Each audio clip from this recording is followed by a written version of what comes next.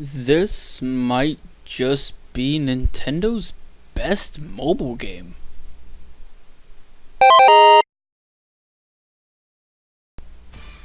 So, not that long ago, Nintendo came out with Dragalia Lost, and it was a game, and people knew about it, but didn't really seem like that many people really gave much of a shit about it.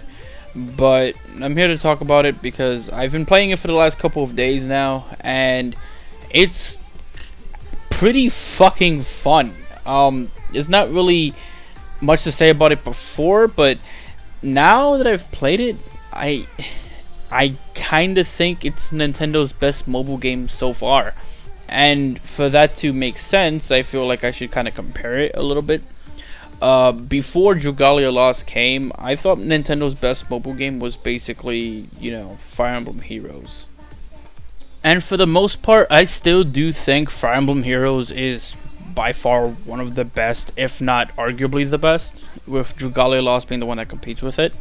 But when you look at a lot of their mobile games so far, there's kind of like this running theme that it should be pretty hands-off for the most part. It seems like they kind of like changed that a little bit. And my main issue with mobile games is how hands-off you typically are.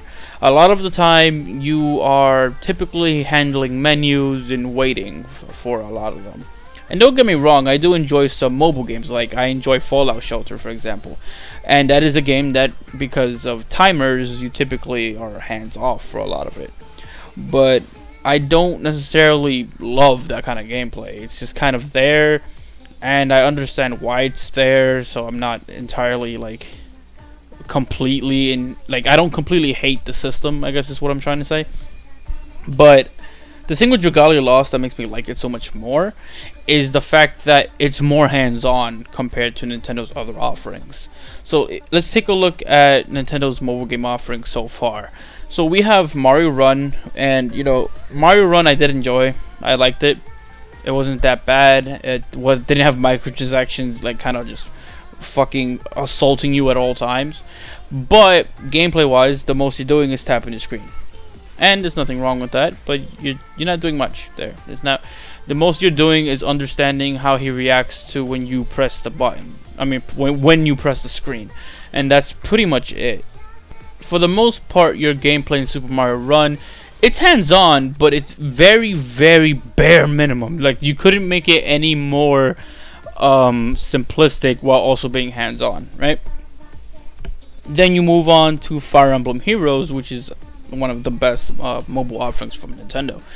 And that game, the thing with that one is you kind of, what's the word?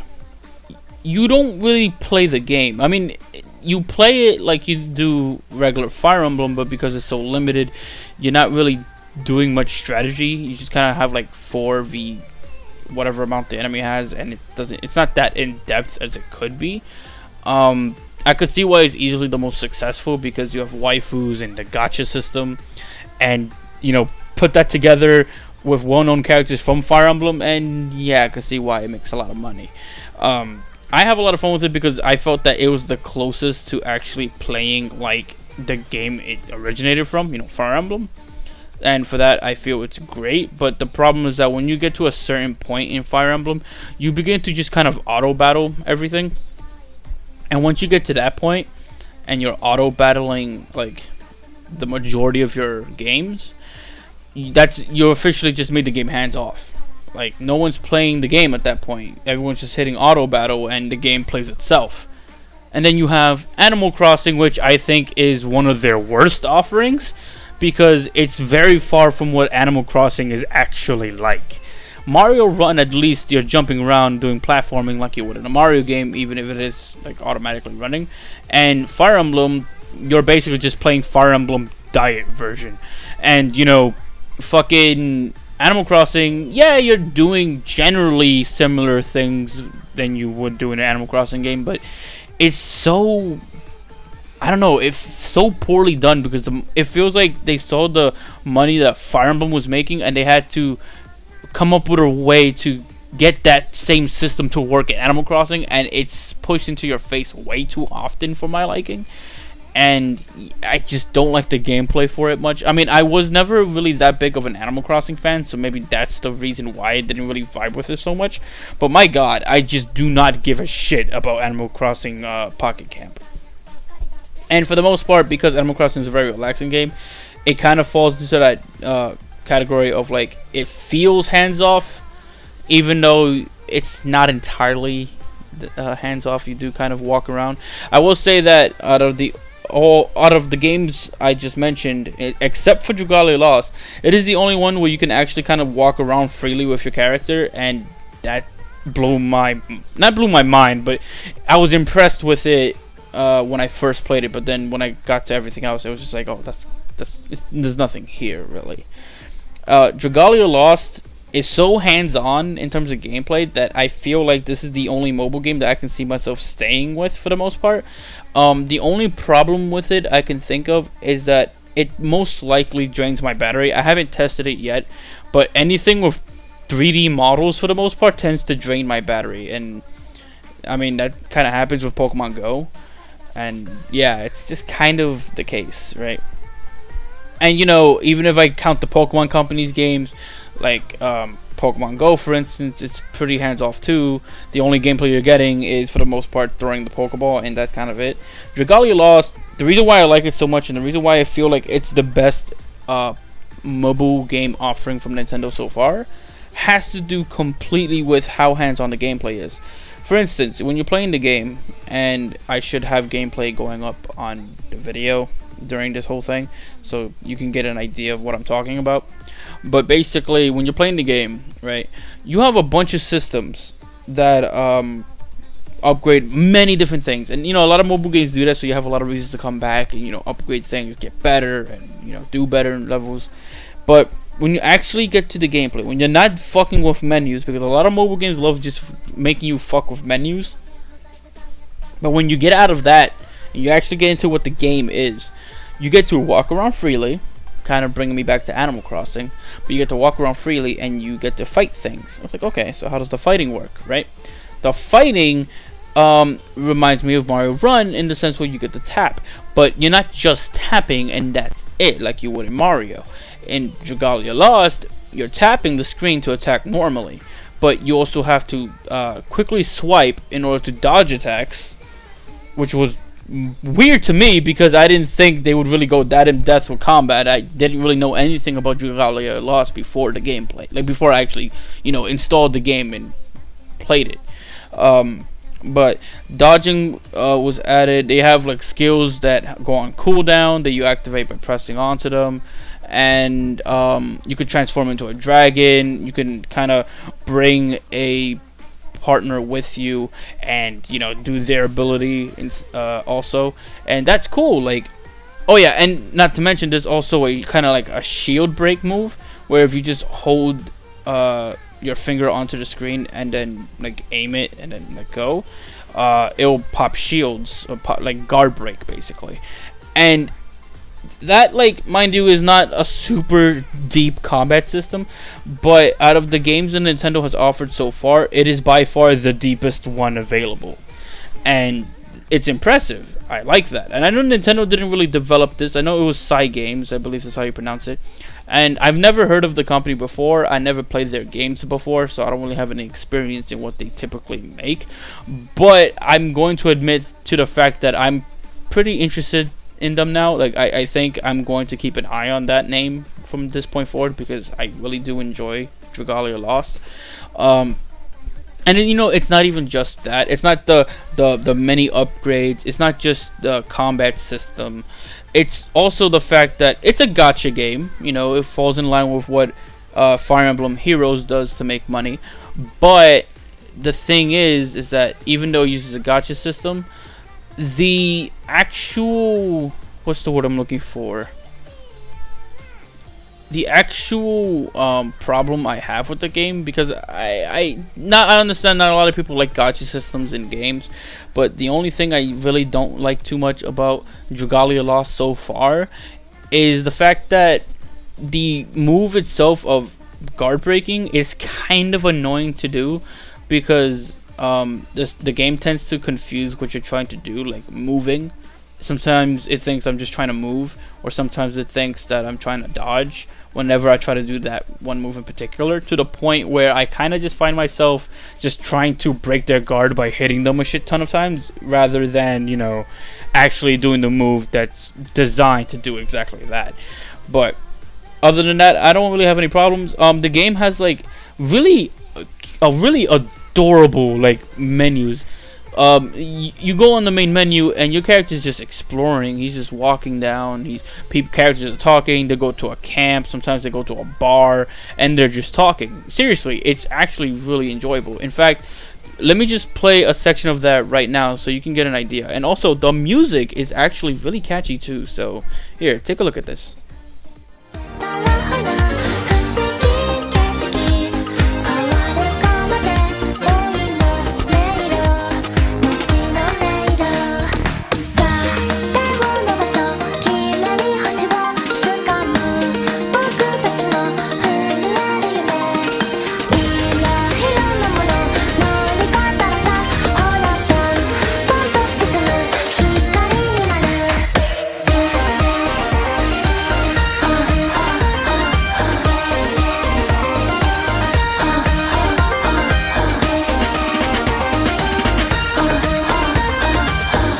Now look at that and tell me that shit wasn't fucking adorable. It looks so good. It's colorful. The music is catchy. The character's just interacting. He's exploring in the background. It looks really nice, and I really like it.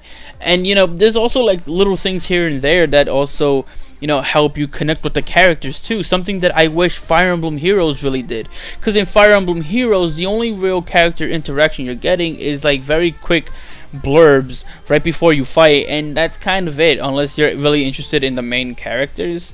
And if that's the case, then yeah, you have like the paralogs and the new event missions to help you get with that. However, with Dragalia Lost is that we have a full campaign to do basically the same thing Fire Emblem Heroes does.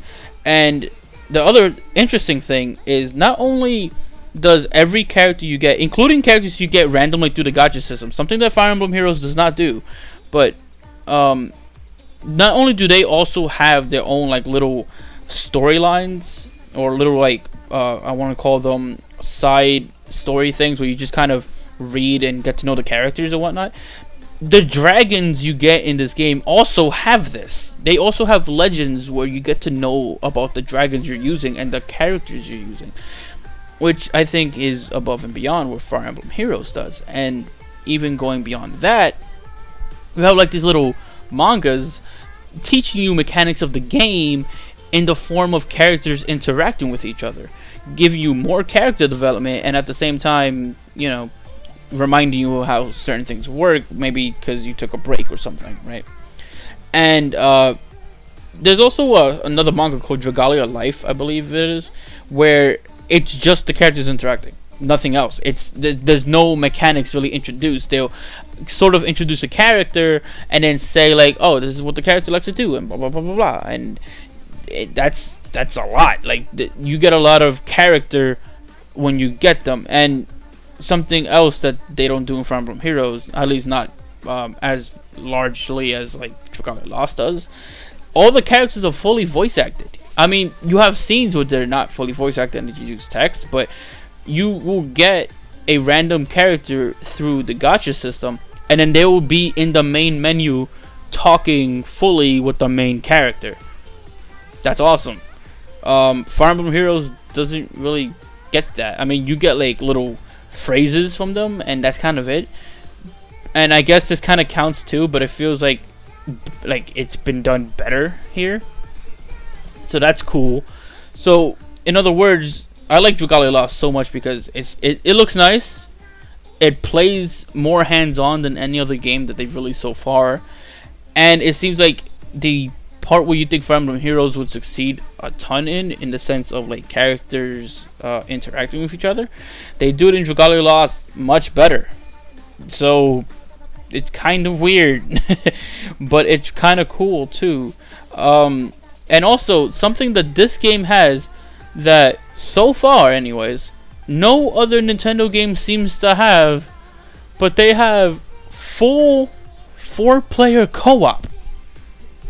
Yeah, like you can make a room, you can pick a level, and then just have 3 of your friends join up and just play online. You can just play Dragalia Lost online with friends, and hell, even random players if you want to.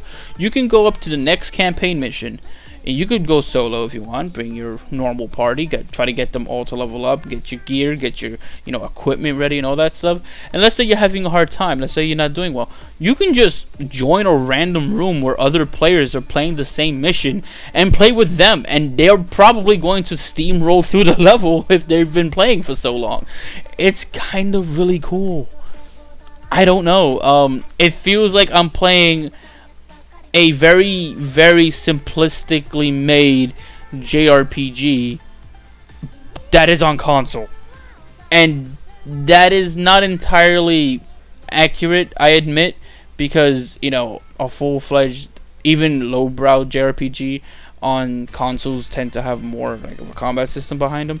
But Dragalia Lost just feels like a very bite-sized indie kind of RPG type experience on my phone. Honestly, if they ported Dragalia Lost to Switch, I wouldn't care, and I'm pretty sure I would play it just as much as I would play it on my phone. Actually, I think I would play it more on my Switch, now that I think about it, because I can guarantee at the very least that it won't kill my phone battery. So, yeah, honestly, if they want to make that happen, I'm not going to complain. Make it happen. I would love that. But so far, Dragalia Lost seems to be awesome. It seems to be really awesome.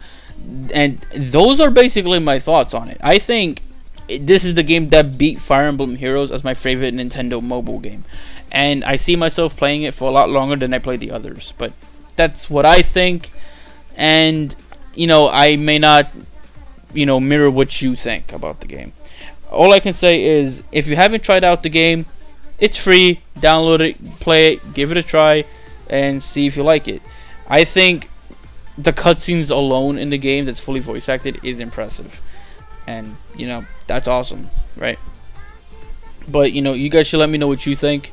You may not like Dragalia Lost. Maybe I'm exaggerating. Maybe I'm just kind of feeding hype almost for a mobile game, which is weird because I typically don't really give a shit about mobile games. But yeah, let me know what you guys think in the comments down below. And until then, I'll see you guys in the next video.